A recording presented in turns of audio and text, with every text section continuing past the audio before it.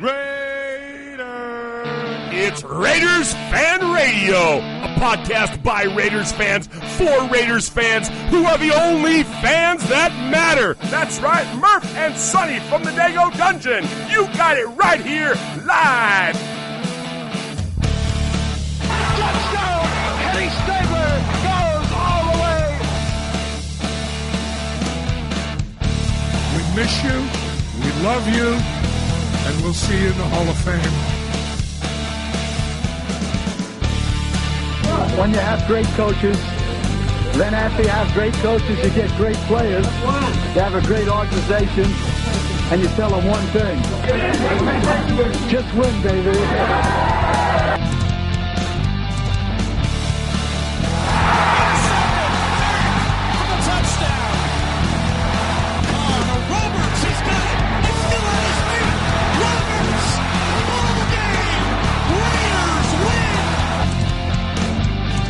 Well, I love this team. I think this team can win. I think this team can win. I think this team can win too, Al. Welcome in to another episode of Raiders Fan Radio. I am your host, Sonny Dego. With me in studio, as always, is my co-host, cousin Murf. Murf, how you doing today? I'm doing fantastic, Sonny. Glad to be back in the Dago Dungeon, despite any of the technical challenges of doing a high-level, highly produced podcast of immense quality such as ours. Sure, we'll go with that. You can find us on the interwebs, on the internet. Wait. Uncle Mark, where can people find out more information about our show? Hey, boys and girls, this is Uncle Mosh. That's right. Somebody actually claims Sonny and Murf. These two. Check them out on their website, RaidersFanRadio.com. You can friend them on Facebook at Raiders Fan Radio, or you can like their fan page at Raiders Fan Radio Podcast. Hey, I don't tweet. I don't even know how to use a Twitter, but they do. You can tweet them at Raiders Fan Radio. Call them. Leave a voicemail if you want. Go old school. 909-345-3346. That's 909-345-3346. Hey, do this. Please subscribe and rate Raiders Fan Radio on iTunes. You can listen to the show on all podcast services like Stitcher, TuneIn, Podcast Addict, and many, many more. Okay, am I done? Did I say all the stuff I was supposed to say? All right, I'm out of here. All right, this week we have an interview with Ted Nguyen from RaidersAnalysis.com. You can find him on Twitter at RaidersAnalysis. He also frequently writes for Just Blog Baby, FanRag Sports, and Inside the Pylon. He's a cancer survivor, Murph, or cancer preventer? You know, he has a really awesome... little of both, I guess, right? Considering what we found out after his successful surgery. Has an amazing story of overcoming cancer, and really inspirational story. I encourage you guys to check out the interview in its entirety. We talked to him regarding schemes, regarding Obi, regarding Conley, how he got his start in the business, and all that kind of jazz. And we'll play that interview for you right meow.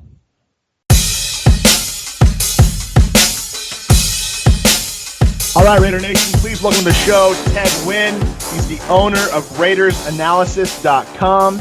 He also writes for FanRag, Just Blog Baby, and Inside the Pylon. He stands a whopping 6 feet tall. You can find him on Twitter at RaidersAnalysis. Ted, how you doing? I'm doing good. Glad to be here. Hey, appreciate you coming on. First things first, Ted, are you a Raiders fan or are you a Raiders writer? I was a Raiders fan first. That's I tried not watching the Raiders when we were bad, but I couldn't do it. So I'm a Raider fan first and foremost, and that's I got inspired to start writing about the Raiders, and that's how I got into sports writing. So how did you become a Raiders fan? What's the origins of your Raiders fandom? Well, my entire family were actually Niner fans growing up, so I was, they're always watching Niner games, cheering for the Niners, and I guess I just decided to rebel against them, and I started watching the Raiders. I fell in love with the uniforms, and I just kept on watching them ever since. You mentioned throughout the bad times, too, you tried not watching them. What's it like for your favorite sports team to be that bad for so long? Oh man, it was terrible. It was terrible. I think the low light of it is when we drafted Darius Hayward-Bay over Michael Crabtree. Yeah. That's when I was like, all right, I need to stop watching the Raiders. But I just kept on coming back. I couldn't stop. It's like that bad, just the bad thing you want to get rid of but just can't, right? Yeah. But now we're doing good. We have an all-star quarterback. The team's looking extremely good, and things are looking up for Raider fans. It's nice. Does that make it easier as a sports writer, as you've transitioned into a sports writer? Does it make it easier when the team's good? Oh, yeah, definitely. I mean, I have to rewatch the games, rewatch the film after the games, and it's a lot easier watching a win, watching big plays happen, watching Amari Cooper and Derek Carr make amazing plays, rather than watching Jamarcus Russell get sacked or throw interceptions and things like that. Yeah, it's nice to watch us making big plays instead of other teams making big plays against us, right? Exactly. And so how long ago did you transition from just being a Raiders fan into Raiders writer? Well, I always had friends that encouraged me to start writing just because, I was an English major and I did write about things other than sports, and they always thought and I was a football coach too, and they always thought I had interesting takes on sports and the Raiders. And they encouraged me to start writing, and I never did it until probably 2 years ago. I started my own blog, and it started gaining some attention, and other outlets started reading my blogs and asking me to write for them, and that's how it all started getting going. What do people not understand about being a sports writer? Well, it takes a lot of work. I mean, during the season, after a game, I'm up till like maybe 3 a.m. watching film, rewatching film, just trying to get, a good idea of what strategy was being used, what's happening, and it takes a lot of work. You mentioned a few things that the Raiders have going for them this year, positive things that we have to look forward to. What are some of the things that stand out to you as far as reasons that they will be successful this year in the upcoming season? Well, they have a lot of returners coming back, and anytime you have that continuity, and they had success last year too, and they have a bunch of those same starters coming back, and I think they're going to take the next step. I think Derek Carr actually has room to grow, and I think he's an extremely hard worker, and he's going to take that next step into being an elite top 5 quarterback. And as far as the defense, they were terrible last year, and we were still 12-4. So I think they're going to improve with with Pagano coming in and helping them out, and the additions we made on defense. And even if they're okay, if they take a next step and if they're okay, and I think they have the potential to be very good too. But if they're average or a little better than average, I think that gives us a great chance with the offense we have. Well, how follow up on that a little bit on the Pagano impact? What do you see there as far as really making big strides for the team? Well, I mean, I don't think our defensive deficiencies were a talent issue. I mean, there were, obviously the defensive line was a little thin, and our cornerbacks were slower, but we do have more speed on the back end this year. We have Maury Edwards Jr. coming back.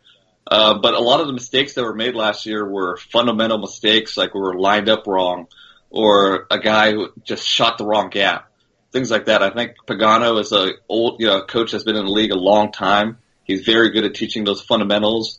I think he's going to come in and make us a lot more solid on that front. And if we could just line up correctly, use the right technique, I think that's going to give us a lot better chance on defense. And I think that's what Pagano is going to bring to us. So with those improvements defensively, and with, like you said, with the alignments and getting guys in the right position and understanding that, what else do the Raiders, we've talked what the positive things are they have going for them this year. What are some of the things that you see that they really need to work on? What are some of the more glaring issues that are going to not necessarily hinder their progress this year, but things that they need to address before we get rolling into the regular season? Well, offensively, I think we need to run the ball much better. I mean, there were times where our run game looked dominant, but there were times where the run game was non-existent, and it's just our offensive line is too good for that. And I think the addition of Marshawn Lynch is going to do a lot better, help the run game a lot more, but it definitely has to be more consistent. We should not be running for under 100 yards per game. It shouldn't be a game where we rush for anything less than 100 yards with our offensive line and the talent we have on the backfield. And obviously defensively, we can't give up big plays. And I think, adding Obi Melifonwu and Gary and Conley is going to help that out a ton. So we just, we could try to, if a team's going to drive on us, that's fine. But we cannot give up those big, easy chunk plays. You mentioned the running game, Ted. We lost Latavius Murray, who last year played in 14 games, had 12 rushing touchdowns, 33 receptions for 788 rushing yards. We bring in Marshawn Lynch. The 2015 season, he only played 3 games. He obviously didn't play last year. So the last solid year, that he was in Seattle was 2014. He also played in 14 games, had 13 rushing touchdowns for 37 receptions and 1,300 rushing yards. I liked Murray. I didn't hate him. I didn't think he was the greatest, but I liked him. I think we definitely realized how much we missed him in the first game against Kansas City this year when he was hurt and we needed kind of that big back at the goal line.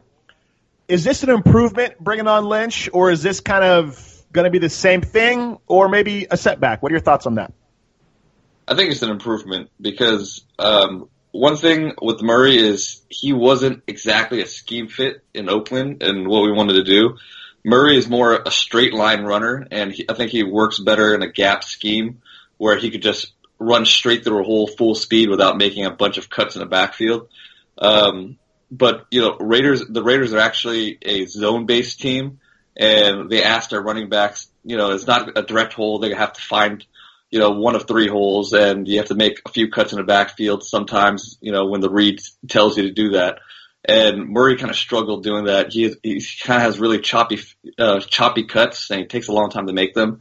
And, he left a lot of yardage on the field. But he did make some big improvements last year. But I just don't think he's a zone back. But Marshawn is, extremely fluid. He makes great cuts, and he's played in the zone system in Seattle and had tons of success. So I think he's a better scheme fit, and I think he's going to maximize yardage with this offensive line. Do you think he goes 1 more year, 2 more? I mean, how long do we get a good Marshawn Lynch for?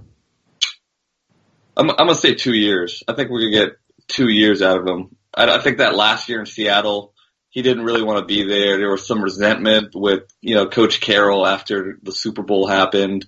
He didn't take care of his body, and he was injured. But I think he had a year off, and all reports are, that he's been working his butt off, and he's in, he's in really, really good shape right now, and he's extremely motivated. So I'm excited to see what he could do. What do you think about his pass-catching ability? I think it's an often overlooked strength in his game is his ability to catch the ball in the open field and really just the reliability of his hands, especially compared to what Murray was. Do you think that that's something that the Raiders will definitely – we have obviously a couple of pass-catching running backs with Richard and Washington, but what do you think about Lynch as far as fitting into that role goes? Do you think that's going to have an impact on the offense? Oh, yeah, definitely.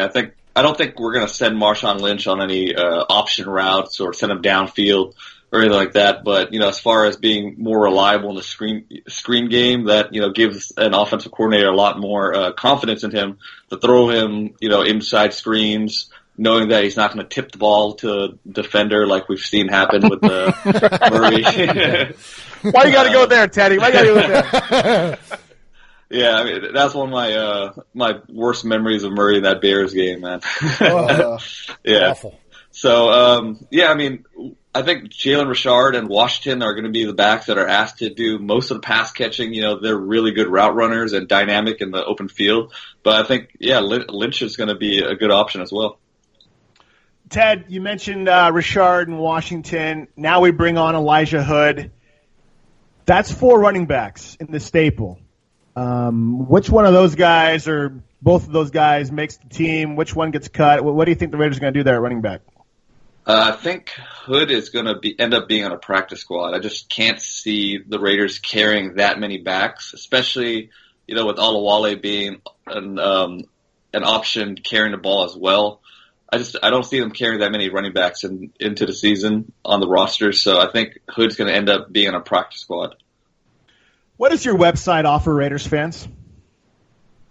Just film analysis. I don't think there's enough sports writers that just concentrate on the film and focus on what's on the field. And, that's what I focus on. Strategy.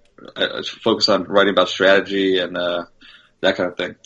So did you intentionally take this approach, or is this kind of something that happened as you started writing about the Raiders?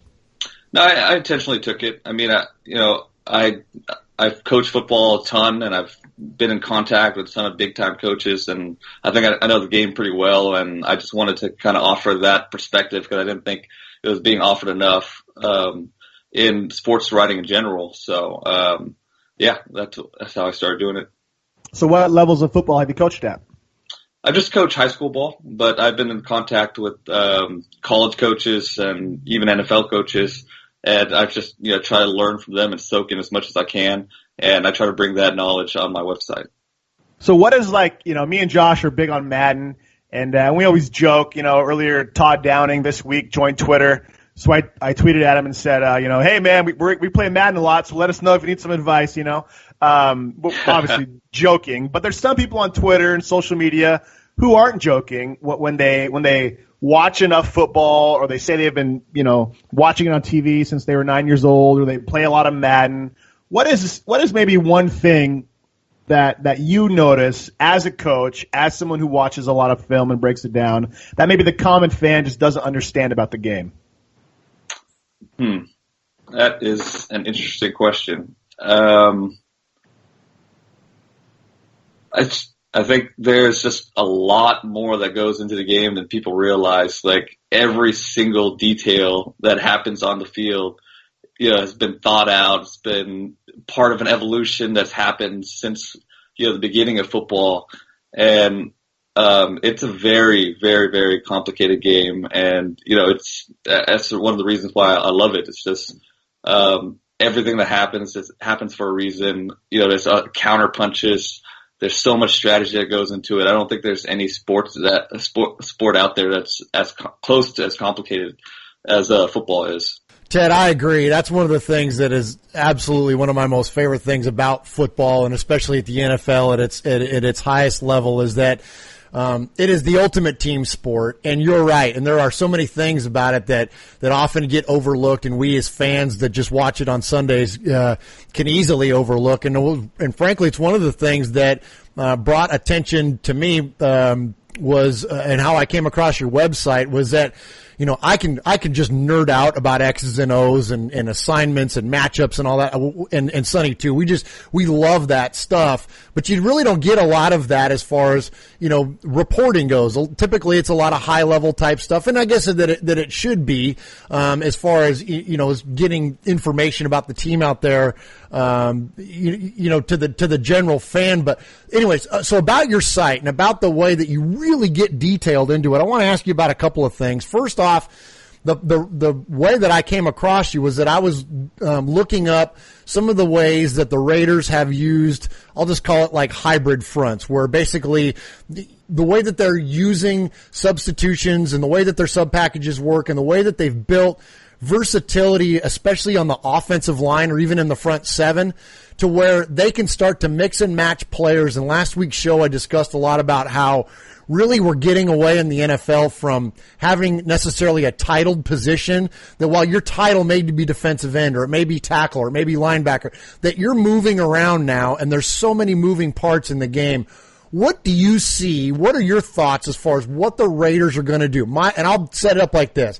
My thoughts are, not only is the NFL evolving, but I think the Raiders themselves are evolving in a way that, not necessarily that it's unprecedented, but I think they're on the precipice certainly of something that's very new as far as personnel goes and assignments goes and things like that. What do you see for the Raiders defense and specifically up front this year?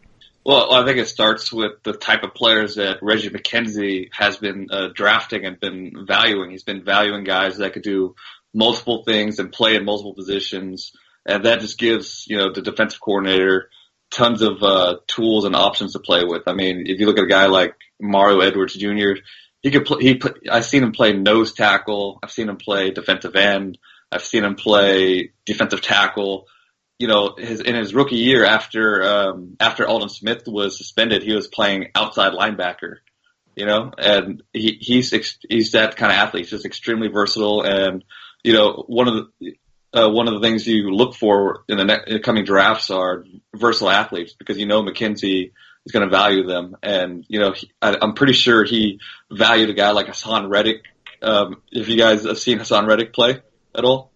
Just on film, just the draft stuff, yeah. Yeah, but he's a guy that could play man-to-man. He could play inside linebacker. He could play outside linebacker. And I'm pretty sure he was very high on the Raiders draft board. McKenzie was there at his pro day. It starts with him. He's collecting all these versatile players, and that's giving our defense a lot of options to play with. And we have, guys like Obi Melifonwu, who could play man-to-man on a tight end. He could play deep safety, and pair him with Carl Joseph, who's also very versatile. They can move all over the place as well. So I think that's going to be one of the most interesting things to look for, is how we're going to use Carl Joseph and Obi Melifonwu, because there's just tons of options with how versatile those two guys are. And that brings up another interesting point that you made on another article on your site. The first article I was referencing, and I encourage folks, if you want to get into this stuff, it was actually going back to last year. It was the Raiders 2016 defensive outlook. Raider Nation, man, I'm telling you, there is very few articles that have been out there written that are as detailed as what Ted's stuff is, and it's really informative, and it's factual, and it's really, really good stuff. So I would encourage you to seek that out. And then the other one that you posted up here recently was, I believe it was from Elijah Hood's Twitter videos from when he broke his runs in the rookie OTAs, and you do a fantastic breakdown of not only the blocking scheme up front, but as far as what the defense was doing in reaction to it. And now, granted, we're talking about two plays way early on, way early, so it's not a way to evaluate a player per se, but I thought one of the things that was interesting was that you brought up about Obi's versatility. While the draft kind of surprised us in the early rounds, I think really after looking back on it and now really trying to understand what the Raiders are doing defensively, getting him in the second round, Obi I'm talking about, is really going to be a huge piece for this defense. And you said something in that video where Obi's initially playing a tight end. And we all kind of speculated that that's what his role was going to be. He was going to be the guy to come in, and then he could kick out and cover a slot down low if he needed to before he passed on maybe a slot receiver to a defensive back. My question is this: if he's in that video covering a tight end, and then he slides over to play the run. He scrapes over and picks up Hood, although a little bit late, but as you mentioned in the video, you hope for him to improve on that. Do you see that that's what his role in this is going to be? Is he going to be the guy that really kind of comes and goes towards the line of scrimmage and has a lot of versatile assignments up close? Yeah, I think early on that's going to be his primary role, is going to be to guard a tight end. And if he's going to guard a tight end, he's going to have to be in the box, either, outside as an overhang or maybe a little inside, almost as towards the linebacker position. And one thing that I've noticed on his film in college is he's a very, very sure tackler. A lot of people are saying, that he's soft, and he hits soft for a guy that's that big. But you don't always have to be a big hitter. I think he only missed like maybe 20 tackles in his entire career in college. So he's a extremely, extremely solid tackler. He might not, destroy you like a Cam Chancellor, but he's a very good run defender. One thing he does need to work on is he has to get better at getting off blocks. In college, he's a tall guy. He's 6'4". And he let some guys get underneath them. But when his technique was good, he was a very good run defender, getting off blocks and making tackles. So I think that'll be his role early on. And as he gets better, I think they're going to keep throwing stuff at him, and he's just going his versatility is going to be huge. But I think later on in the season is when we're really going to start to see him shine and really start to see him move around when he's getting more comfortable. Ted, I think a lot of people are pretty hyped on Obi. You know, he comes in, pretty clean record, very versatile, and a lot of people are excited about him. Then you have the first-round pick of Conley, with, the allegations against him. But minus the allegations, Conley looks like he might be a stud for us. He might be the pick we all hoped Hayden was going to turn out to be. In a recent article you wrote for FanRag, you talked about Conley and Obi and how they were going to match up against specific AFC West opponents. With that in mind, do you think Conley is going to be the guy that sticks to the outside? Is he going to maybe be the slot, or is he going to be the guy that maybe falls around the fastest players on the other teams that have burned us in the last couple of years? Yeah, I think you hit it on the head. He's going to follow the fastest guy in the field.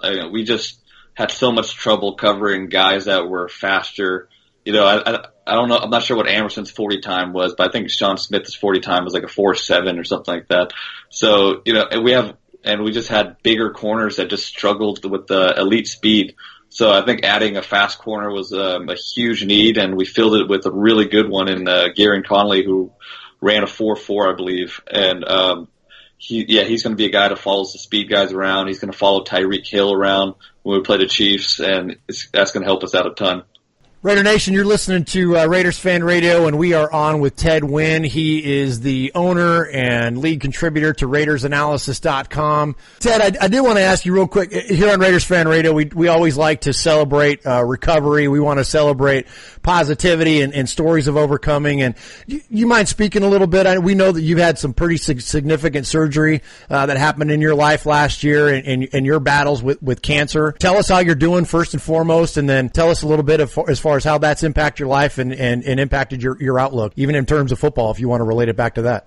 Sure. I'm doing amazing right now. I really didn't think that I'd be here physically at the point I am right now this soon. So I'm doing very well. And, so pretty much to bring it all to the beginning, I had a history of stomach cancer in my family. My mom actually died of stomach cancer when she was 35. I was 6 years old at the time. And she passed away from stomach cancer. My uncle passed away from stomach cancer. I had a cousin that passed away from stomach cancer at age 26. So, it was very obvious. It was a genetic thing, but, we didn't discover what gene it was until recently. They found out it was a specific gene called CDH1, and they actually identify this gene if you have it or not. So, I had a 50-50 chance of having it, obviously, because, my dad doesn't have that gene, but my mom did. So I took the tests, and I found out I had this gene, and the options were either to wait and keep screening for stomach cancer, but unfortunately the screenings that we have right now are very far behind, and they don't do a good job of finding it until it's too late. So usually when somebody's getting screened for stomach cancer, when they actually find it, it's already spread out pretty far, and that's a pretty dangerous situation, obviously. Or you could be pre-active about it and get your stomach removed, which is a very extreme step. But I've seen it. I've seen stomach cancer. I've seen how bad it is. I've seen, how tough it is to battle. So I knew that I would have to get my stomach removed. And, believe it or not, you don't need your stomach to actually live. Your stomach, stores your food. It helps digest your food a little bit, but most of the digestion happens in your bowels. So, obviously it's still going to be it's still going to be a big health, departure from what I'm used to. And it was going to take some getting used to. And, I was scared to death before it happened, but, luckily I've always been one to take care of my body, and, health and working out has been huge for me. So I was in good shape before the surgery, and I had a few months to prepare, and I was just working out like a madman, gaining weight. And, I got up to about 210 pounds of solid muscle before the surgery. And after the surgery, I ended up losing, at my lowest point, I was at 145 pounds because it was so hard. Oh my goodness. Yeah. I lost a lot of weight, and it was hard to eat, I was getting used to eating again. It was really hard to drink water for some reason. So I was dehydrated all the time. So but I would force myself to try. You know, it was painful, but I had a goal every day. Like I needed to eat this much, and you know, even if I had to sit at a dinner table for 2 hours, you know, I would do it. And it eventually just kept on getting a little easier, and you know, I even rushed myself back to the gym a little bit too soon, and I got hurt. But yeah, I recovered, and I got back in the gym. I just kept on working out and eating, and you know, eventually I started putting on weight. I started getting stronger.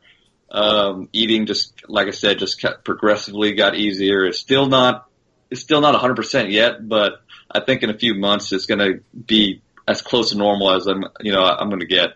And right now I'm about 165 pounds, which is a lot better than 145.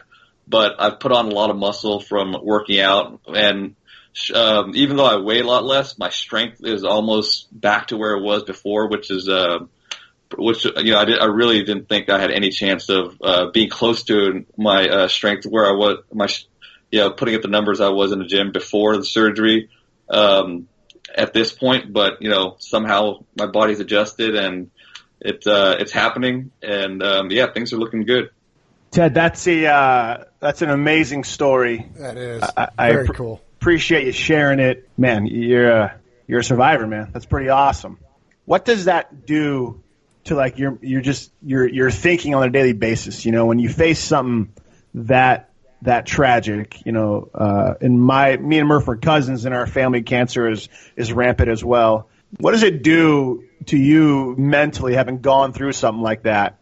What's the outlook on life now like for you? I just think that, you know, I was always a positive person beforehand, but now I really believe that if you want to accomplish anything, it just takes one brick at a time, you know, and I kind of learned that eating, like, you know, if I have to start a meal, I take that first bite and I think like, how am I going to finish this entire meal?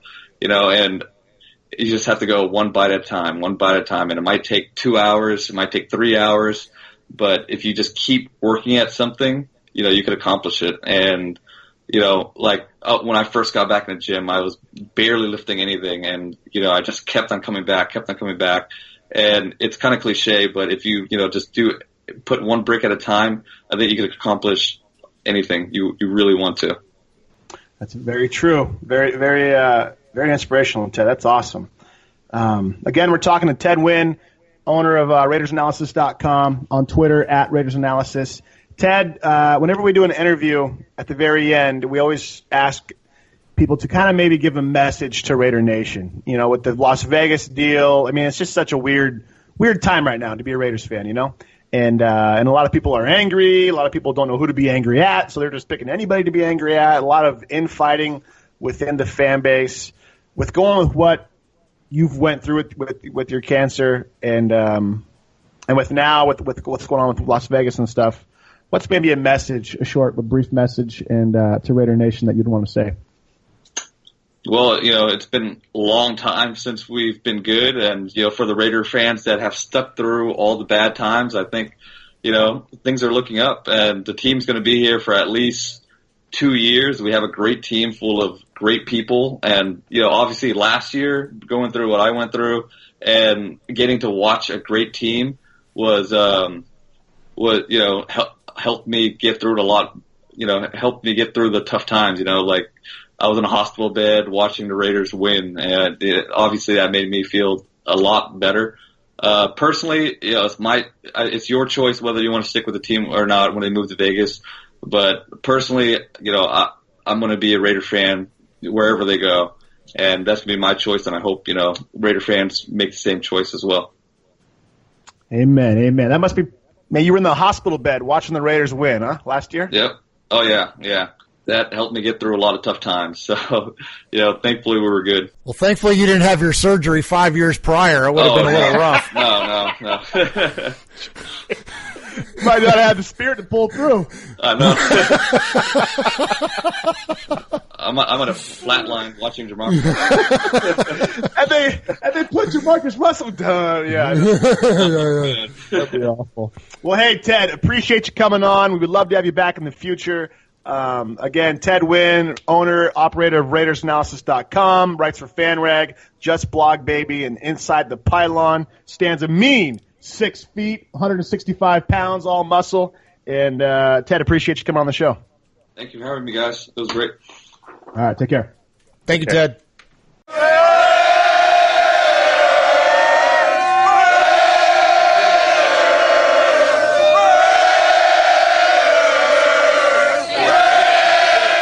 All right, once again, we'd like to thank Ted Nguyen for coming on the show.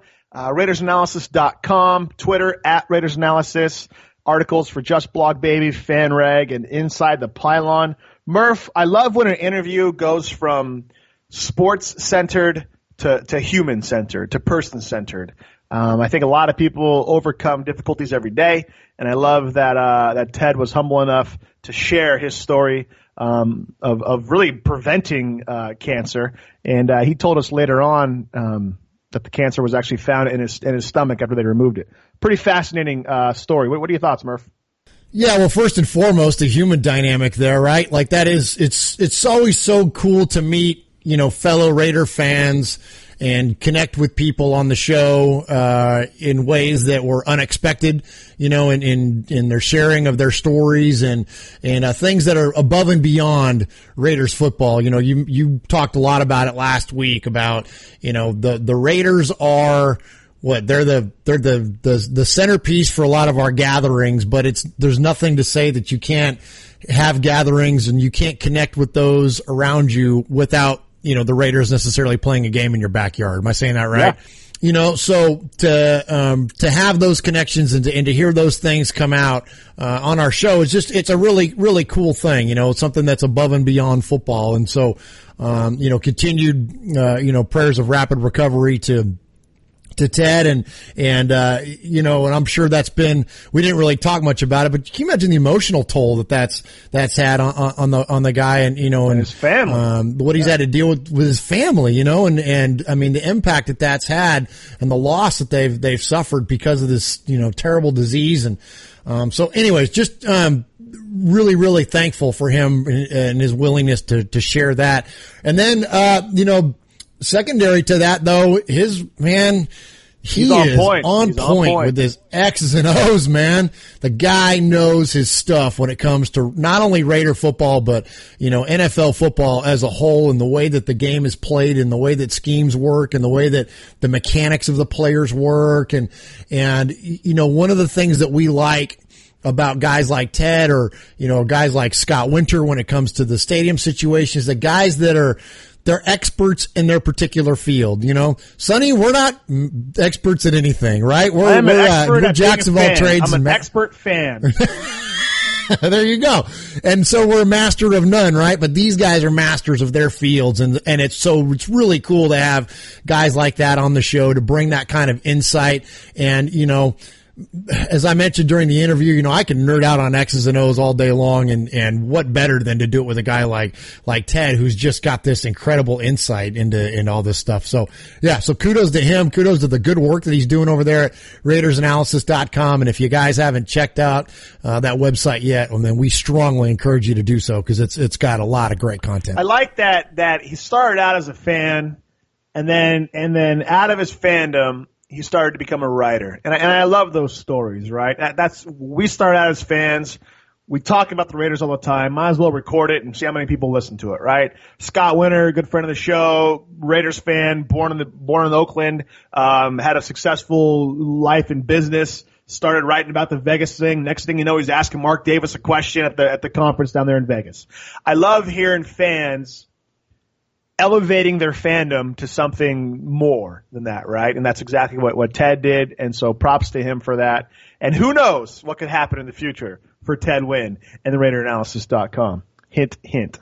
Anyway, appreciate it coming on the show again, Ted. Again, check him out, RaidersAnalysis.com. He writes lots of articles for Just Blog Baby, FanRag, and Inside the Pylon. He brings a unique perspective. He's a high school football coach, and he also studies film like nobody's business. So check him out. Definitely strong on the X's and O's and schemes and all sorts of stuff.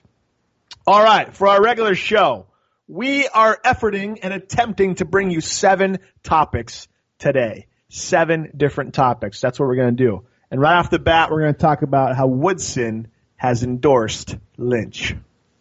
Speaking of Charles Woodson. Hey, just one time, I need it. Raiders Fan Radio.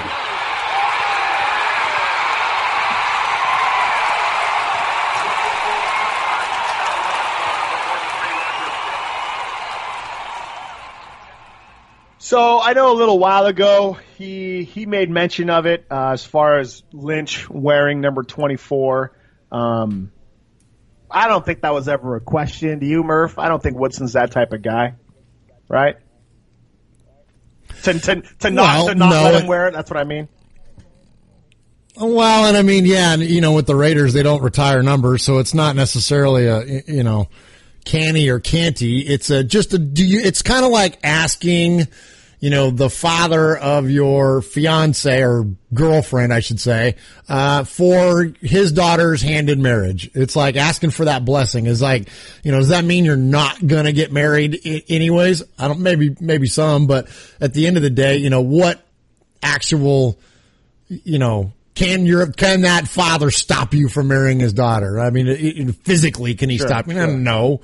But you want the blessing of the family. Out of respect, you want the blessing. You want the endorsement, right? So it's the same thing. It's like, can Charles Woodson stop Marshawn from wearing number 24? No. Could Willie Brown have stopped Charles Woodson from wearing 24? No. But you want to have the endorsement from that guy, especially when you're talking about a legacy number like 24 in the history of the players that have worn it before him. So I thought it was a really nice gesture and a really cool thing. And, once again, more evidence of the fact that Charles Woodson is still connected to this football team. Still connected. Do you think he's more connected to the Raiders than the Packers? Oh, there's no doubt. Yeah, there's no doubt. I didn't see him showing up on NFL Countdown with a cheese head, but I sure did see him with an eye patch on, I agree. Murph, who else for the Raiders has worn 24?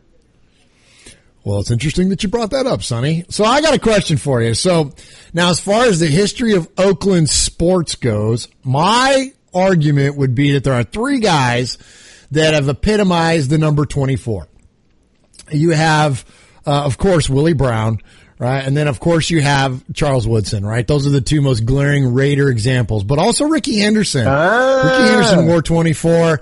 And Ricky's the man. And it's funny even though Ricky played for, I think, 30 out of the 32, MLB teams, he mostly identifies with the A's, and he reps the A's, and heck, they named the field Ricky Henderson Field now, right? So, I thought that Ricky was a pretty good representation of 24, but there's also been a few others, Sonny. So can you think, and I know I'm putting you on the spot, I don't expect you to know, but can you off the top of your head name me another Raider player that has worn 24 that's not Willie Brown or Charles Woodson?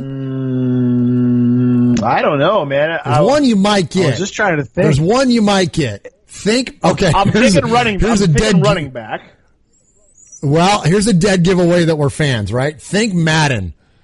Think a good player. Not anymore, but at once upon a time, he was a pretty good Madden player, and he was a safety. Not Branch. Oh, what's his face? Come on, yeah. Come on. Griffin, no. Come on. Oh, come on, you're close. Freaking name. I can picture. You're close with Griffin. Not Michael Griffin, but Michael. I can picture cutting him. Son of a. Oh, his name's pissing me off. Michael Huff. There you go, Michael Huff. First round draft pick of the Raiders in 2006 out of Texas. 107 games with the Raiders. He had 11 interceptions. And most importantly, if you think back to when Al died and we played that interception in the end zone that sealed it, didn't he had the interception in the end zone. That's exactly right. So that's Mike Huff's claim to fame. And yeah, him and Tyvon Branch were monster 1-2 punch at the safety position for the Raiders once upon a time in Madden. Not so much on the field, but off the field. Okay, so I got a couple more fun ones for you. Really the most significant of the older players, even predating Willie Brown, was Fred Williamson. If you remember Fred Williamson, nicknamed the Hammer, he went on to a career in Hollywood, starred in a lot of movies, most famously Dusk Till Dawn, if you remember that one, the Quentin Tarantino movie. He was in that one. And and I remember him as being the chief because he was in that one NFL Films video of the Super Bowl where he gets knocked out. He takes on Boyd Dowler and he gets knocked out of the game. You know, and his nickname was the Hammer, and he was like this big mean dude, and he gets knocked out in like the first like quarter of the game, and everybody's laughing because they're like, aha, the Hammer got knocked out. But also, he was a 3-time All-Star back then. AFL, they called them All-Stars. He was a 3-time AFL All-Star with the Oakland Raiders in like 61, 2, and 3, something like that. So Fred Williamson, number 24. Let me ask you a quick question about Freddie. Better okay. NFL career or better movie career? Because this dude has been in a lot of movies. He's been in a ton of movies. He did a lot of like, he was in like the original, the Inglourious Bastards and like Starsky and Hutch. Yeah. Yeah, he's done a ton of stuff. Yeah. I mean, he was never in like big movies. Like Jim Brown was like, he was like the lesser version of Jim Brown, right? Like Jim Brown was in like The Dirty Dozen, and like Jim Brown was in like these big time movies where Fred Williamson didn't really have any, you know, he did a lot of them, but he wasn't in like any, you know, yeah. So I would say if Jim Brown was the A-list celebrity that went in from football to movies, then Fred Williamson was like the B version, right? Yeah, and then so then our last guy to Warren 24, at least, and there was a handful of others, but the ones that I thought were significant as far as our fandom goes. Do you remember a guy named Larry Brown? I don't know. Larry Brown. Larry Brown. Yeah, Super Bowl MVP Larry Brown that Al signed to a massive contract, and then he started 12 games for the Raiders and had 1 start and 1 pick. That's good. No, I didn't. Never 1 start. No, but yes, I remember 1 that. Pick. I remember that debacle. Now. Oh, yeah, just because stupid Neil O'Donnell for the Pittsburgh Steelers throws 2 passes to the middle of nowhere. That happened to, the only person to occupy that space was Larry Brown, and he got 2 picks and, was named Super Bowl MVP. And you know how Al loves the Super Bowl MVPs, or did, you know, a la Desmond Howard and of course Larry Brown signed him to a big giant contract. So we got one start and 1 pick. Thanks, Al. That was kind of the beginning of, I don't want to say the end, but that was the beginning of what? Like what's going on? Like beginning of the head scratchers? As a fan, you're looking at going like come on, Al, what is, you know? But back then we didn't know any better. It was like, well, he's Al Davis. Okay, it makes sense. Let me ask you this: worst former Super Bowl MVP signing by the Raiders, Larry Brown or Malcolm Smith? Oh, well, yeah. There's 3 to choose from, right? We got Brown, Howard, and Malcolm Smith. True. I guess we got Howard in there. Yeah, as far as the worst goes, I definitely Larry Brown. At least Desmond did a little bit. And Smith had I know you couldn't stand him, but he made a few plays now and then, you know? I think, in all honesty, he wasn't Larry Brown bad. At least he started more than one game. Yeah, but Malcolm cost us more because he played more, right? Well, that's true. That's true. You know what I'm saying? So I don't know. Interesting. But anyways, I think it's a good deal. I think it's cool that Woodson did it, that he endorsed Lynch, and yeah, so pretty cool. It's gonna be cool that he's seeing 24 out there going again. We just haven't seen 24 on the offensive side of the ball hardly ever. Are you gonna get a Lynch jersey? Man, I don't know. I'm torn. Yeah. Man. Lynch, number 24 is still Woodson to me, you know. And it's Woodson. And Lynch, what's he going to be here? 2 years? I think Ted said he expects him to be here 2 years. It's a cool story, you know. Maybe if he comes back and helps catapult the Raiders to 2 Super Bowl victories before they go to Vegas, you know. But I'm kind of like, do something first. You know what I'm saying? Like, it's cool. And I everywhere on Facebook and Twitter, well, everybody shows the jerseys. Buy the Lynch jersey here. Got my Lynch jersey, you know. I'm like, let me see the guy do something first. You know, like, this guy could be get hurt week 1. You know, who knows, right? Could be a huge bust. So I don't know if I ever will, but if I ever did, I at least want to see some productivity first, you know?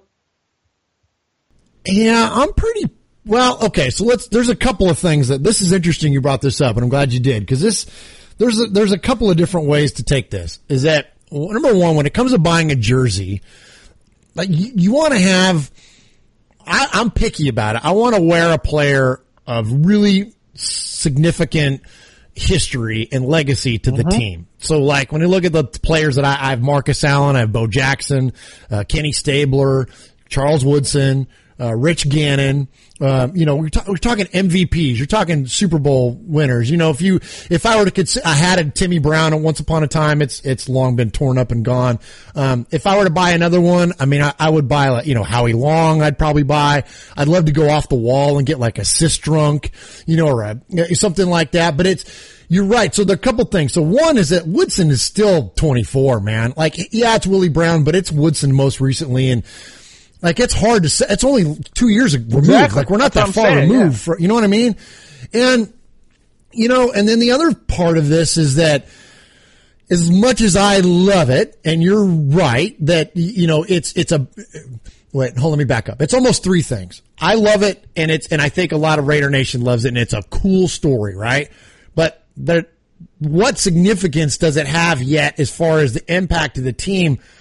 Right now, it's none. And I'm not speaking this over him, but what if he goes out and gets hurt week one and never plays this year? If he gets hurt, we're going to be blackballed by the community. I know. Thanks, Murph, right, for speaking that over him. But you know what I'm saying? Like, what is it that it represents? Right now, it represents a signing. So I'm not gonna shell.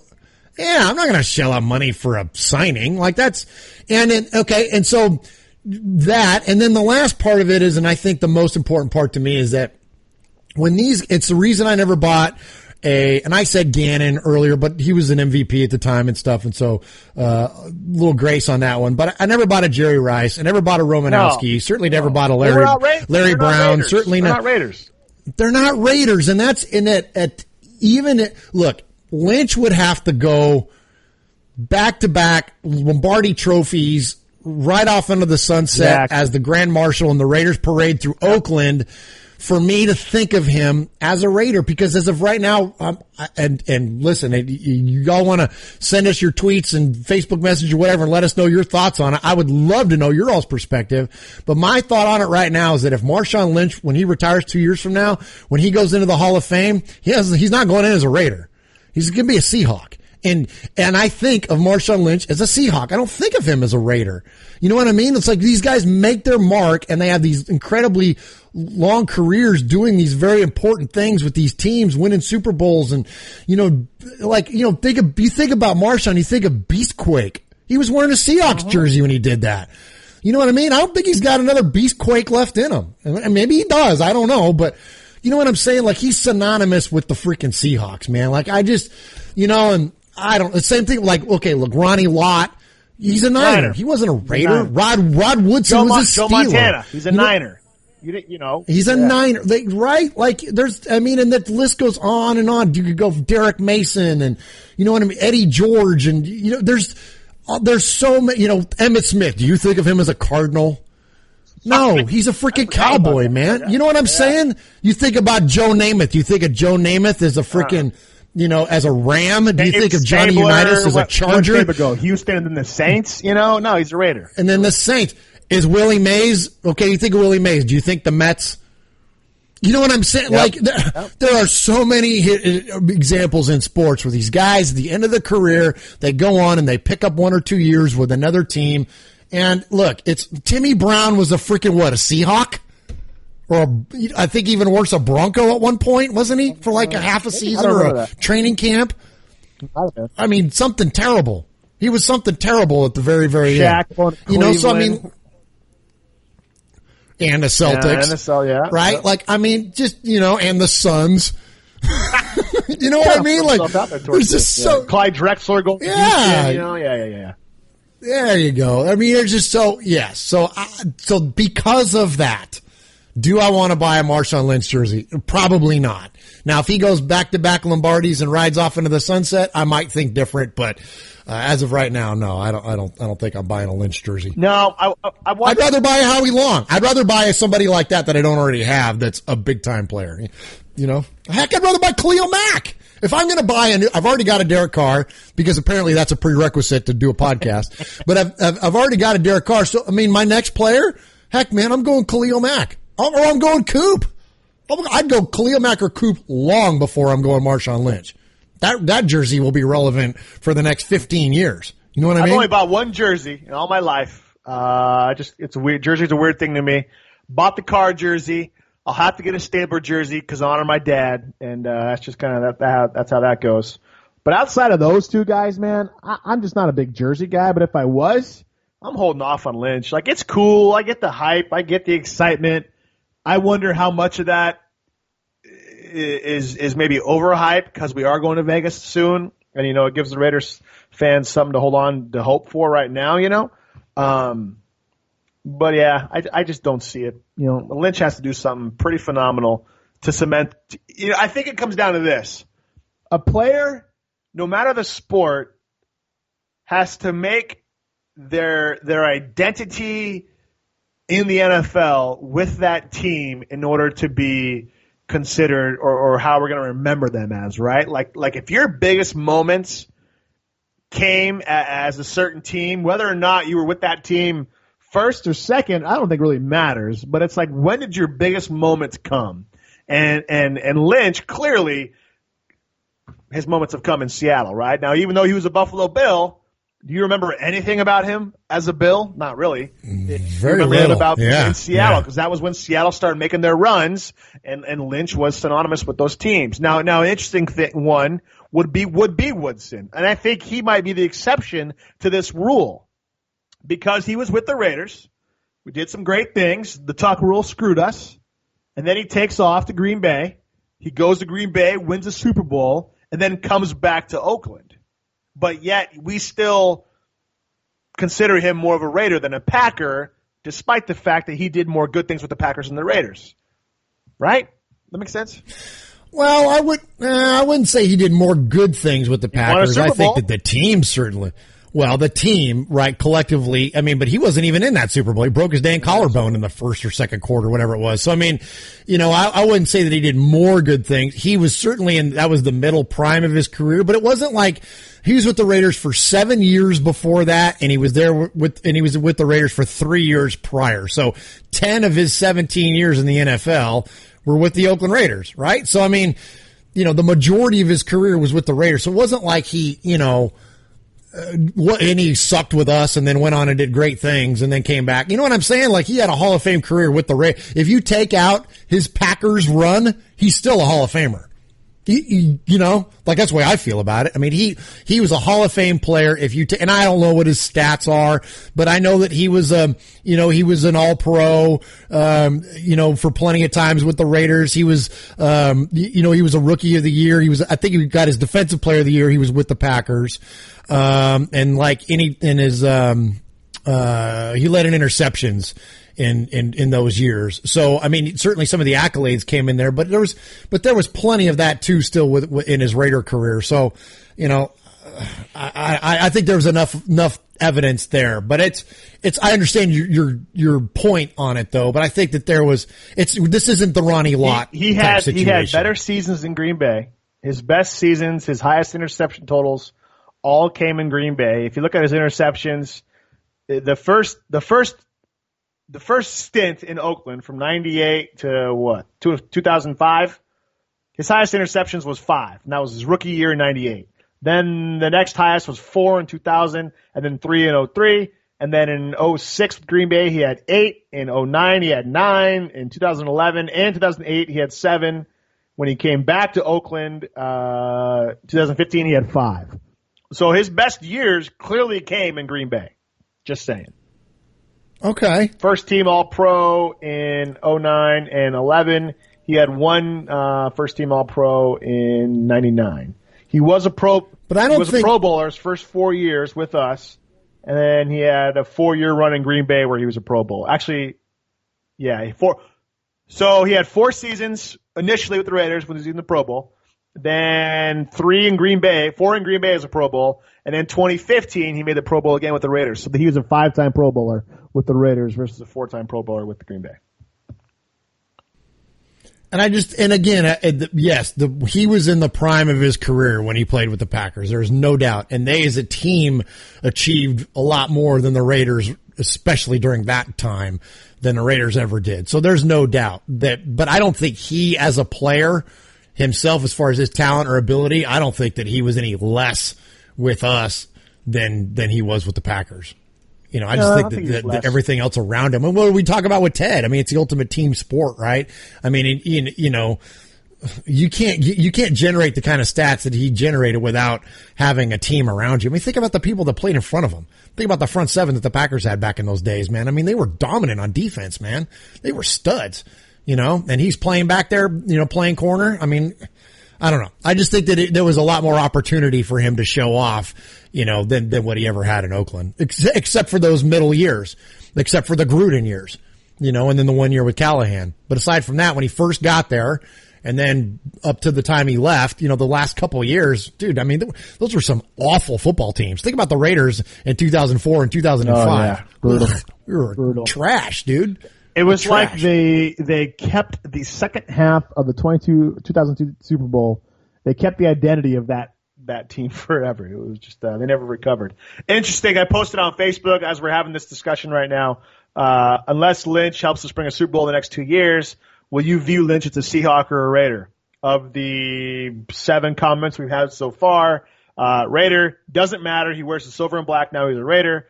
He's a Raider at heart. He's a Raider at heart, Raider on the field. You can't take that from him. He's in a Razor jersey. Once a Raider, always a Raider. He's always been a Raider at heart, just played for different teams. So clearly, thus far, people are looking at this subjectively, right? And again, until he does something on the field, I don't care what the Raiders say. I think getting Lynch on the Raider team was a purely PR move for the fan base, for the Raiders themselves, and we'll see how that shakes out. But anyway.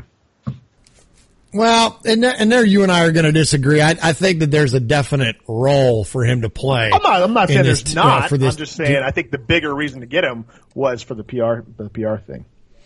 I don't think so, man, because I don't think Reggie rolls like that. I don't think Reggie's going to do things for marketability. I don't see. I mean, I think is it there? Yes. And is it a benefit? And was it considered? And was it sure? I mean, I don't think there's any, I think you'd be blind to not recognize that there are some off the field benefit to signing him. But I think that first and foremost, I don't think that was the reason why. I think the Raiders needed a freaking power back and they got him. And but here's also what I think. I don't think he's coming back to play for anybody else.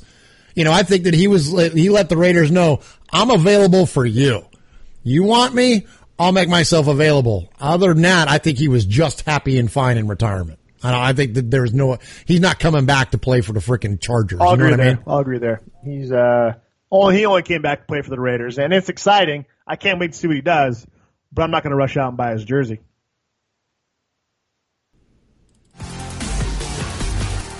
You're listening to The Violator, and I'm live on Raider Fan Radio.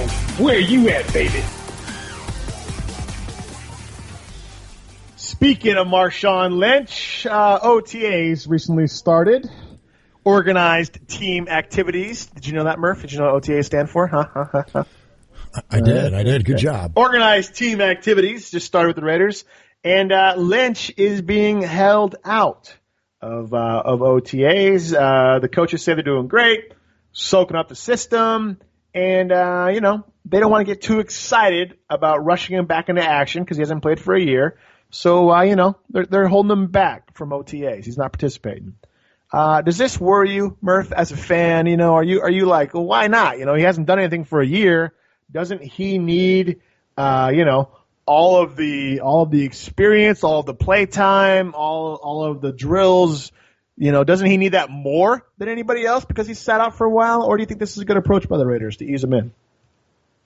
I think you got to ease him in. I mean, no matter what, even if you're staying in shape, you know, you got to get your football legs underneath you. And, you know, regardless of what sport you play, you'll hear, you know, the athletes will tell you that, you know, there's shape and then there's game shape, right? And so he's got to get into game shape. And so I think that by easing him in, he is 31 years old. You don't want to take a risk of him, you know, blowing out a hammy or doing something, you know, preventable. So yeah, you're going to work him in slow. And then the other thing too we know a couple things. That one, running backs are plug and play. Not entirely. I get it that you got to understand schemes. But when you're talking about the barrier to entry is much, much lower when it comes to not only players, transitioning to new teams and new schemes, but also, for rookies coming out of college. Like you could, look at the Ezekiel Elliott's of the world, and that tells you all you need to know right there, right? Like these guys can pick it up pretty quick, that there's a lot of intuitiveness and natural ability that plays into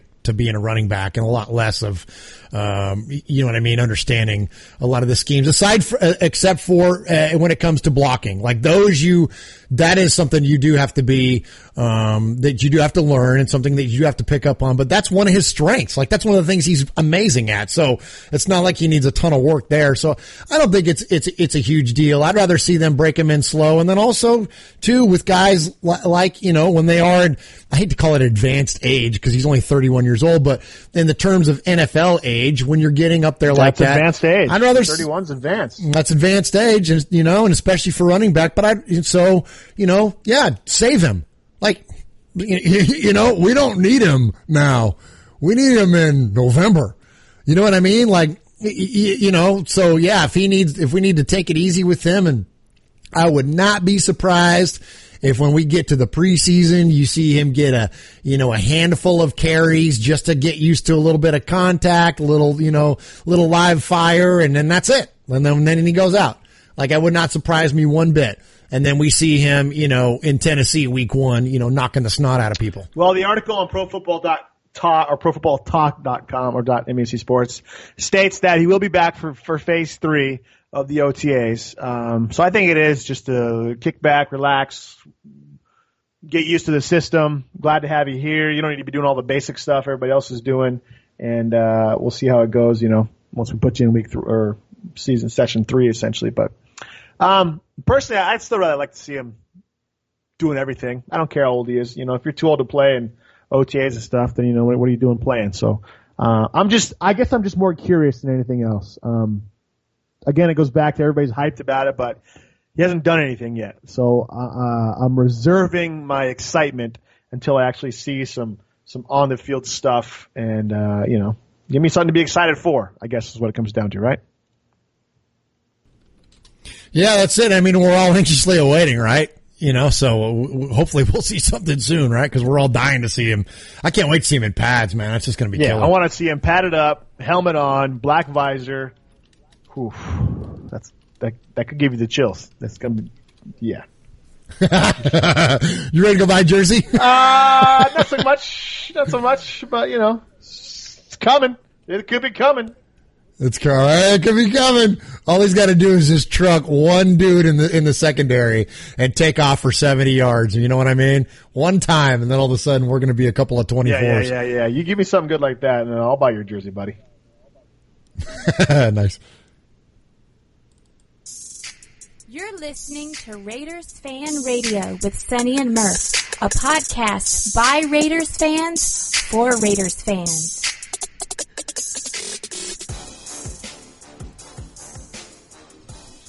Murf, the Raiders, they got a lot of young talent on the team. There was an article earlier today. I came across it. It was by a guy named Levi Damien, I believe is his name. Silver and Black blog posted an article. Let me see if I can find it real quick. And it was regarding the Raiders kind of going from one of the worst teams at draft retention to one of the best teams at draft retention. Meaning that, I'll show you the stats right here. So from 2011 to 2013, do you know the percentage of Raiders players that were retained?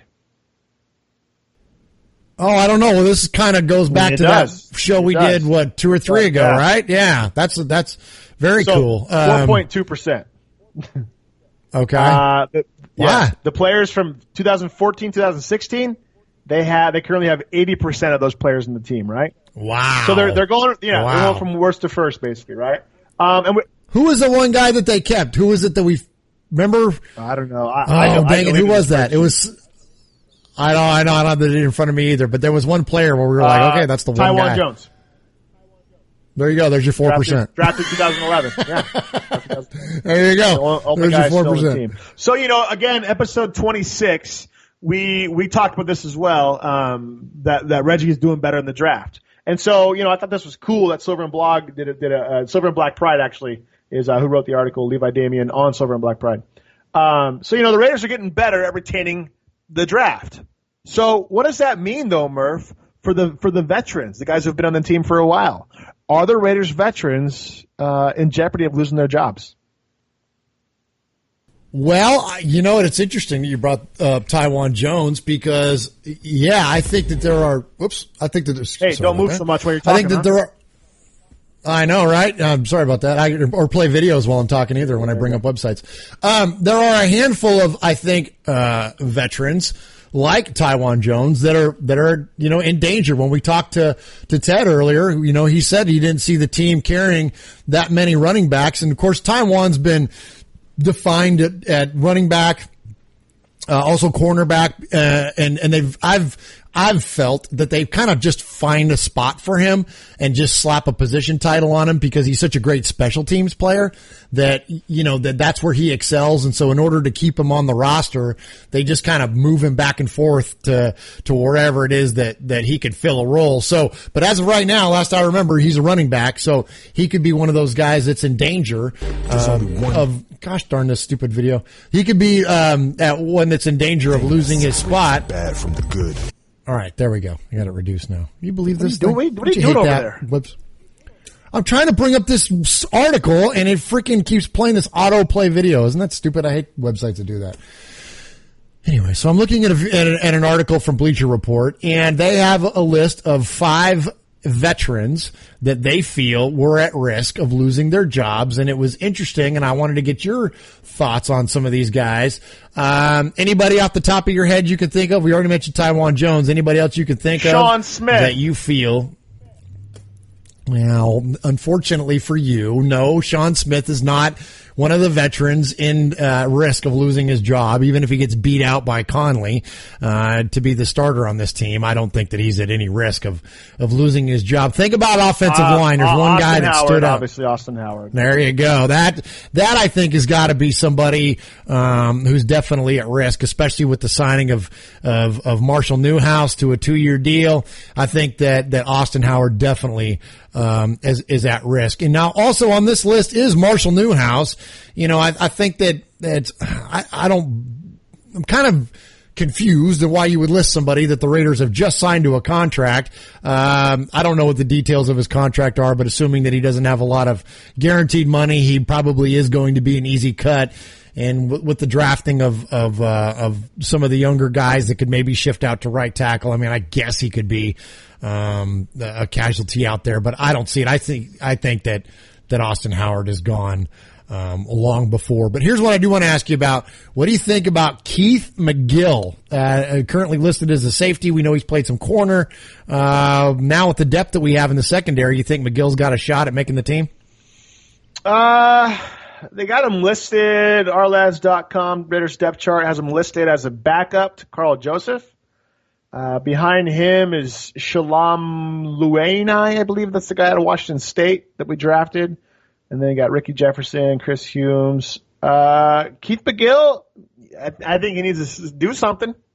I don't think he's not a household name by no means for the Raiders. And with Carl Joseph there, I don't think he's going to be, usurping Carl Joseph's spot anytime soon. On the other side, at the free safety spot, Reggie Nelson is still the number 1 there with Obi. But, a lot of talk about Reggie. If you want to talk about safeties, that's the conversation to have is Reggie Nelson. Does he keep his job? Because we lost a lot of deep balls last year because of old Reg. And really it is because of old Reg. Like Reggie, I think he came the year he came to the Raiders. Wasn't it the year after he led the league in interceptions or led the Bengals in interceptions or something like that? Yeah, he led us in interceptions last year. Yeah, so, but I don't like him. I think he's old and slow. But he's 33. He's 33 years old. I mean, that's what you're getting. That's what you're getting to. And we just talked about how in terms of the NFL, man. Once you get, and he's not Charles Woodson. Like some guys, play safety, and they can, you think about Woodson, not Woodson Charles, but Woodson Rod. You think about, think of, Palomalu, and I think Darryl Green at one time transitioned over into safety. Ed Reed, of course. These guys could play safety for a long time, but still, no matter how you slice it, 33, Reggie Nelson is not a Hall of Famer like those other guys are. So, I think that he's definitely on the backside of his career, and he certainly could be one of these casualties. I don't know what his guaranteed money is, but a lot. We'll see. It was $4 million guaranteed, and he only signed him 2016. So that's a lot of money. That's a lot of money. You're not going to necessarily let somebody go that's looking at that kind of money. But I think he could lose his starting gig. But, I don't. If Obi comes in, if Obi lives up to half the hype that Raider fans are talking about him, then Nelson's benched. I agree. Yeah, he's going to come in much more situational types. And you know what? And heck, what a great example to have for the younger guys. I love the idea that he's on the roster still. Like, he's an excellent veteran presence for these young guys that are coming in. Like, who better to learn from? He could teach Obi a lot of things. Yeah, I like that. And that, with the absence of Charles Woodson, and now you got Reggie Nelson to learn from. Heck, for him and Carl Joseph, I think it's great. What about old Clive? That's interesting, because now with Lee Smith healthy, and of course Rivera's gone, right? So who are the tight ends left on the roster? Let me see if I can. So we got Lee Smith, Jared Cook, Clive Wolford, Ryan O'Malley, Gabe Holmes, Cooper Elfett, and then Pharaoh Brown, who we picked up from Oregon, I think as an undrafted free agent. So you got 7 tight ends on the depth chart right now. Yeah, I think you're going to go 3 deep, right? Or at least 3. At least 3, if not 4. So, Lee Smith is your blocking tight end, right? When you think about last year when we brought in Kirkland to be the 6th offensive lineman, it was because we lost Lee Smith. Lee Smith is in there. Right. Lee and Smith, that's it. And then Walford's your 3rd, maybe one more. And I don't think you got it. Walford's got too much still upside at this point. And I know he's been a little bit of a drop up, but he's too dang athletic and has the potential to be too good of a pass catcher. And I think that but on passing downs, if you take Smith out and you put Walford and Cook in there and have our version of the Twin Towers, I'm telling you, dude, that could be a nice setup, man. I don't think Walford's going anywhere. I think all these other chumps are going to lose their jobs. I don't know. I'm not hyped on Walford. We'll see. I think he needs to have a good year, and if he doesn't, I think he's. Well, heck, it'll be in a contract year, no? Yeah. If he doesn't play well this year, no. I think Reggie will let him walk. Maybe not a contract, but one away from it, anyways, right? Is this his 3rd year? This is the beginning of his third year. Yeah. Yeah, so if he doesn't play, so then he 4-year rookie deal. So if he doesn't play well this year, then all of a sudden he's fighting for his job next year, and you know what I mean, and then really risking it. And if he does still somehow make the team, then Reggie will just let him walk. And maybe it's this is a make or break year for him. We'll just say that. Yeah, that's a good way to look at it. And it's his own fault. He tore it up in Miami, and then he came in the NFL and golly, man, didn't really do that good stuff. So, okay, here's an interesting one. Seth Roberts traditionally has been our number 3, our slot receiver. Do you think he potentially loses his job to Cordell?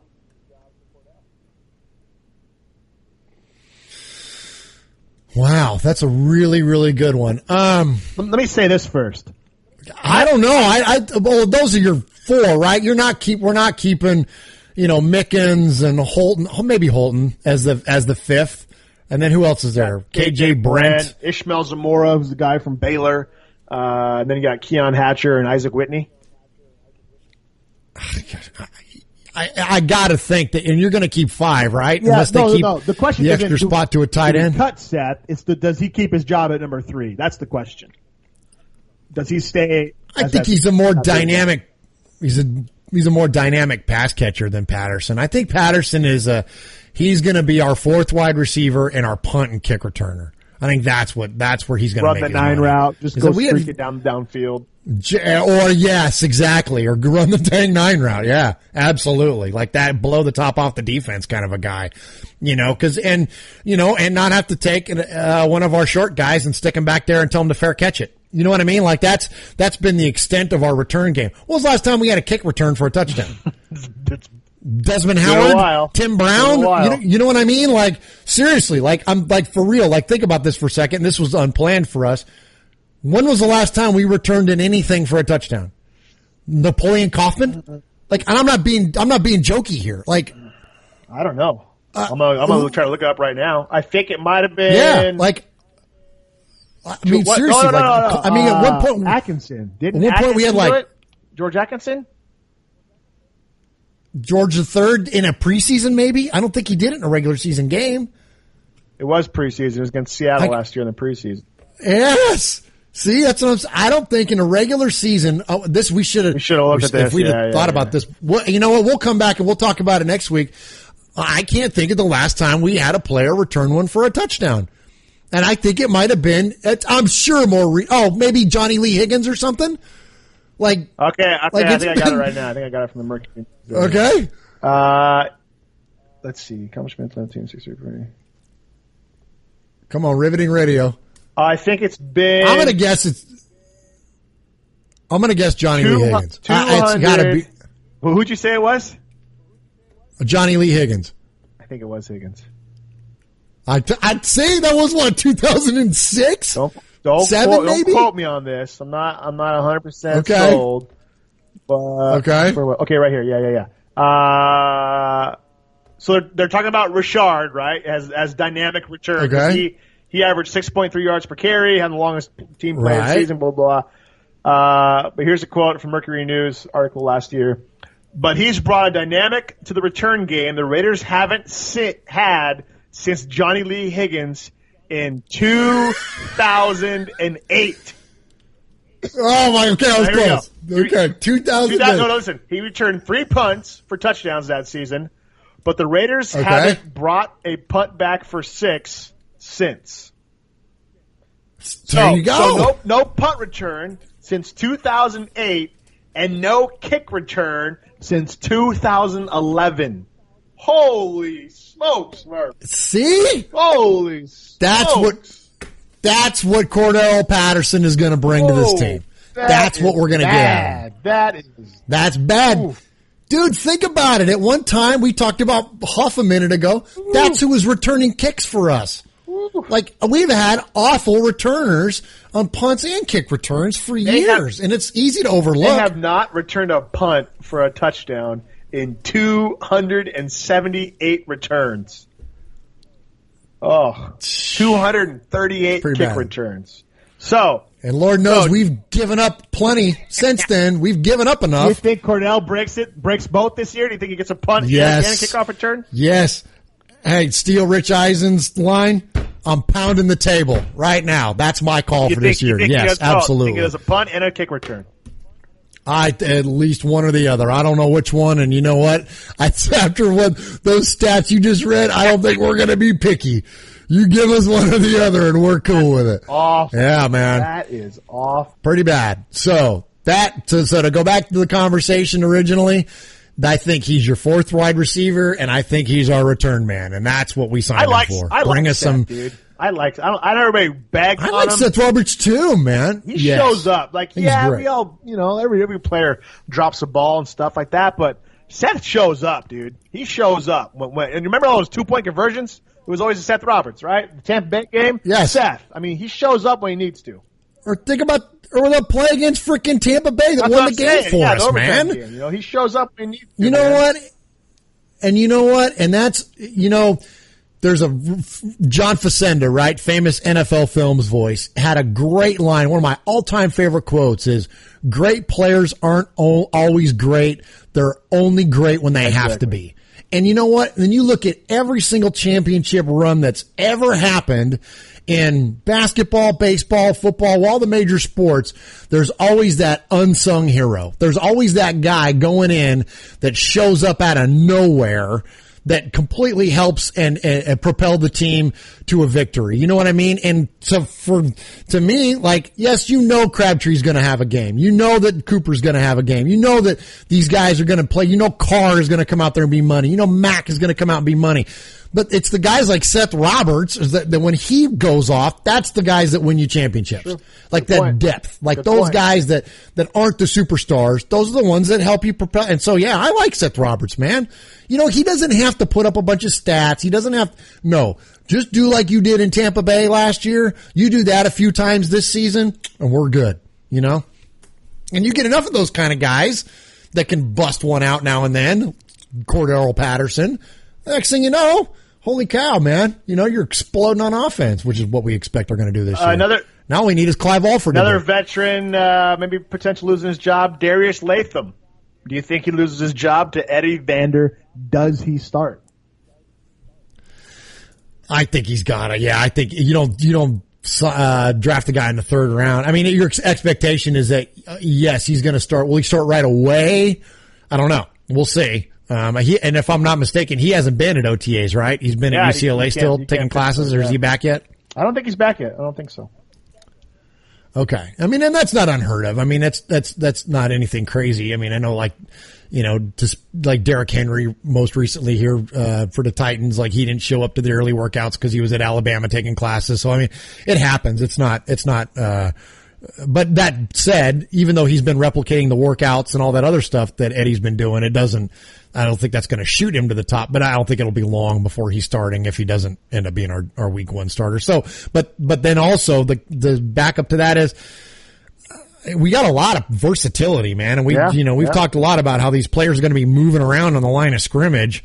You know, Latham could be a casualty on that because you got a lot of guys now that can play up front. You know, Autry's going to be there. You know, Edwards is going to be there. You know, Ellis is going to be there. We think Hester has got a spot, and then you got Calhoun and Ward, right? And with them, being bulked up because Ward bulked up, right? He's up like 290 now or something, or 270 now or something like that. Who? Jared? I mean Calhoun. I'm sorry, Calhoun, right? Yeah, he put on 20 pounds of muscle. Yeah. Yeah, so he's capable of playing in that spot at that left tackle spot, or left or right, either one. But that hybrid defensive tackle / defensive end, depending on what you look like.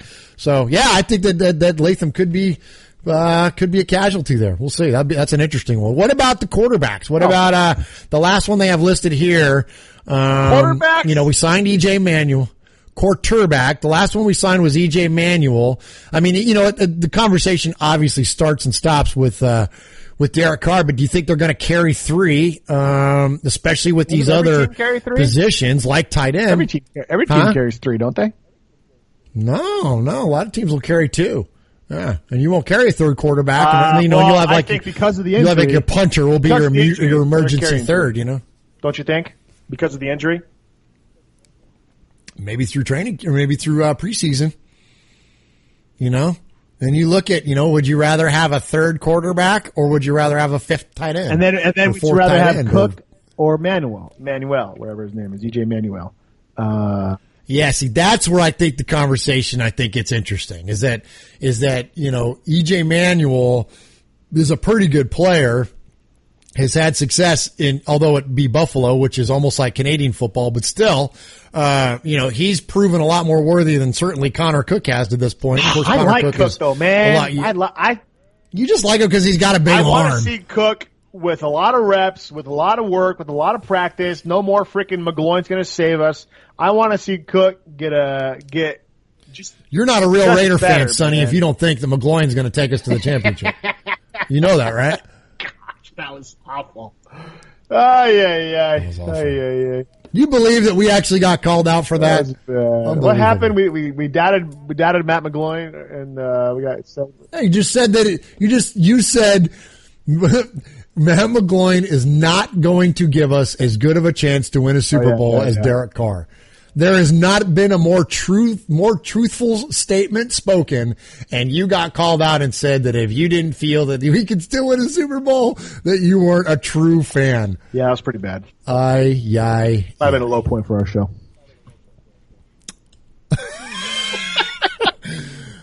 I want to see Cook get more reps. I want to see him be the number 2. However, I could see the Raiders putting in EJ Manuel as the second depth chart there, quarterback.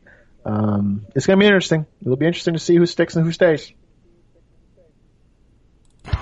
I got my Raiders boxers hanging low, covering the crack, because I'm listening to Raiders Fan Radio, a podcast by a couple of fans, Sonny and Murf, 4 Raiders fans who are the only fans that matter.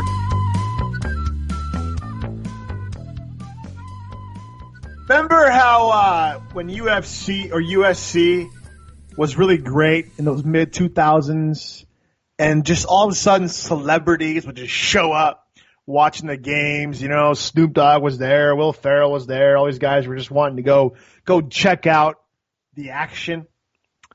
Earlier this week, Megatron, the second early retired Lion, who might be the greatest ever at his position, but could not withstand playing for the team no longer, shows up to practice. Now, obviously, him and Todd Downing, the recently promoted offensive coordinator for the Raiders, have a good relationship, as Downing worked in Detroit for a lot of years.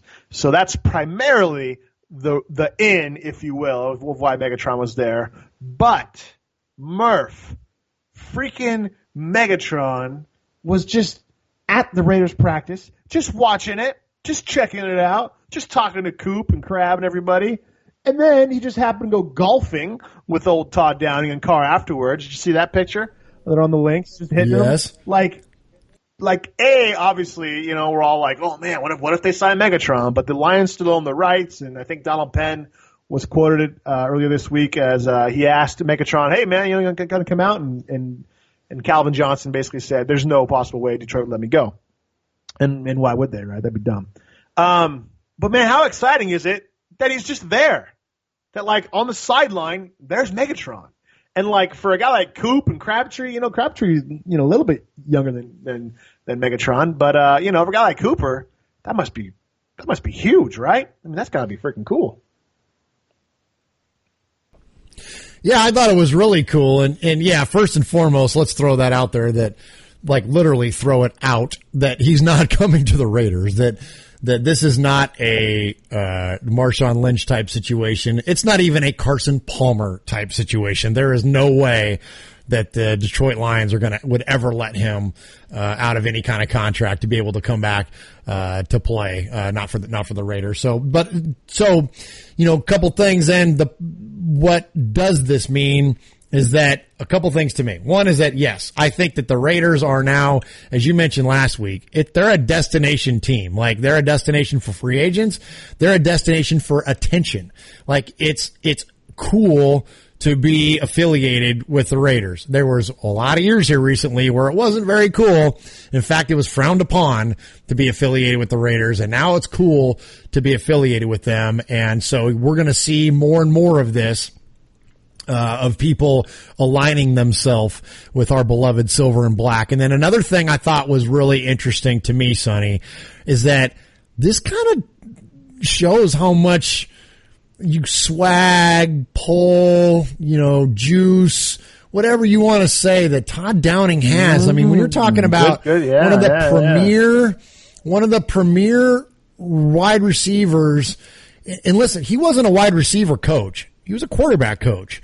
So there was a relationship that was developed, at the facility there, that was kind of indirect. Like, this wasn't because, he was working with Megatron every day. I mean, yes, he was, in the fact that he's coaching on the team that he plays for, but it wasn't like they shared meeting rooms all the time and stuff. You know what I'm saying? So I just think that's interesting. And I think Todd Downing is going to be one of those guys that we will enjoy a lot of short-lived success with him, because I think that he's just kind of one of those guys that's going to rock it up, and he's going to be a head coach here in the next 3 to 5 years. When you look at his resume and you look at how he's progressed from being a dang high school coach to where he's at now as the coordinator for the Raiders. I mean, the guy's only 36 years old and he's already been in the league for 14 years, and he's already, developed the kind of relationships with Hall of Fame type players where they're just coming to hang with him. Like, that's pretty legit, man. So I think it's cool that Downing has been promoted to the position that he has with the Raiders, and I'm really looking forward to seeing what the results are. And I'm really kind of frankly looking forward to his career. I don't think it's going to be with the Raiders, unfortunately, because I don't think Del Rio's going anywhere anytime soon, and his next stop should be head coach, especially if the Raiders go off and win a Lombardi this year. So pretty cool stuff. So he was the Pro Football Focus Quarterbacks Coach of the Year 2015. Prior to the Raiders coach in 2015, he was the quarterbacks coach for the Bills. 2014, the Lions in 2011 through 2013.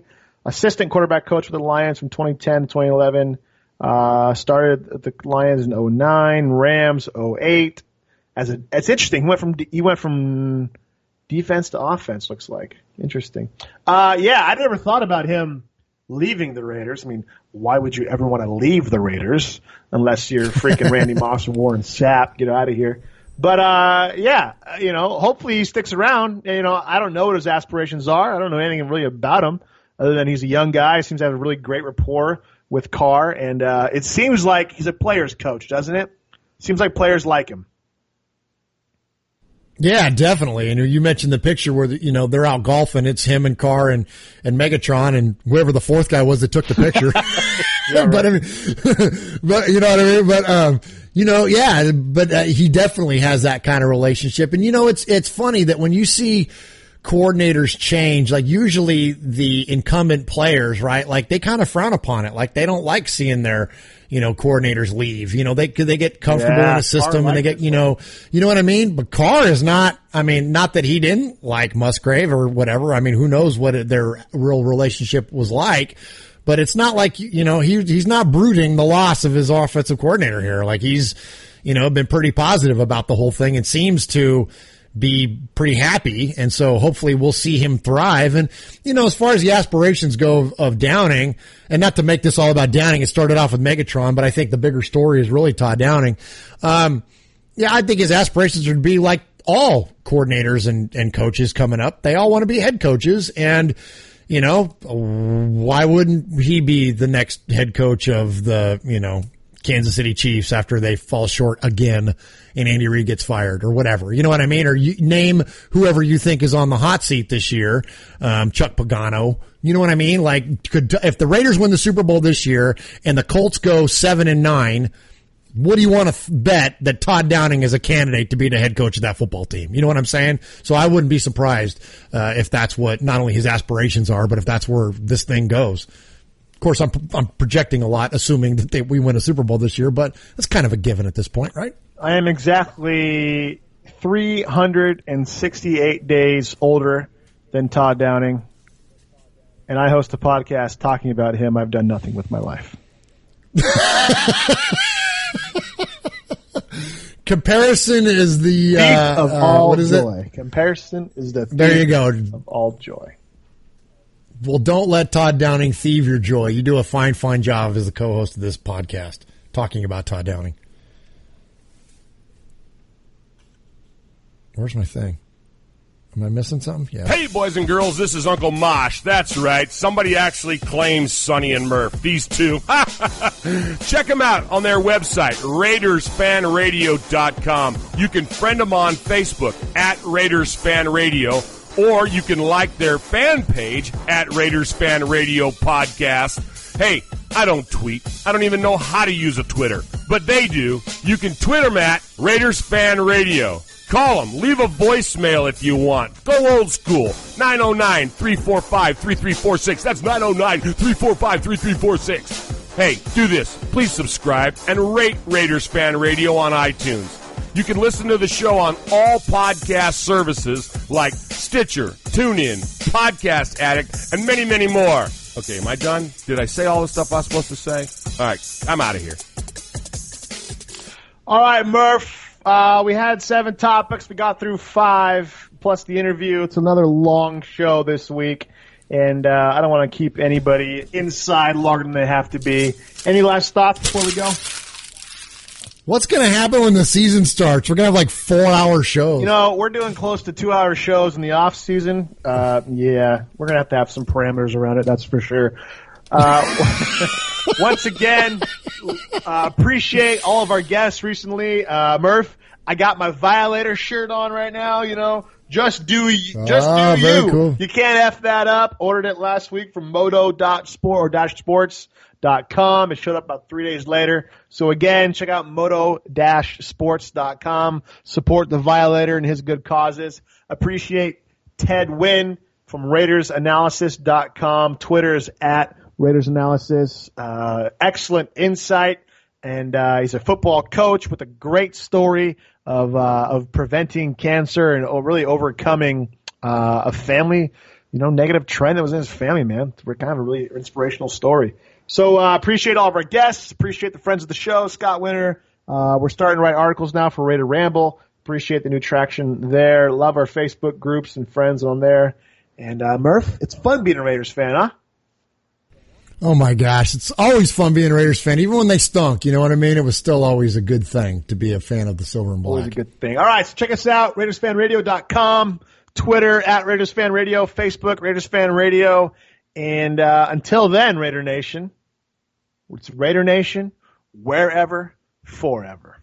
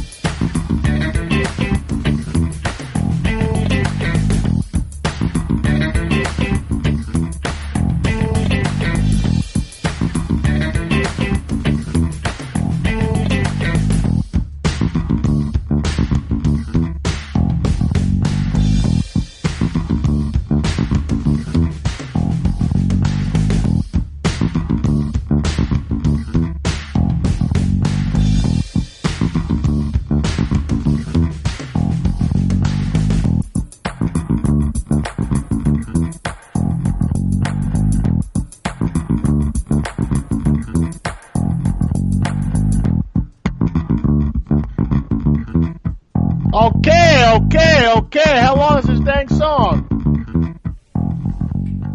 1 minute and 35 seconds.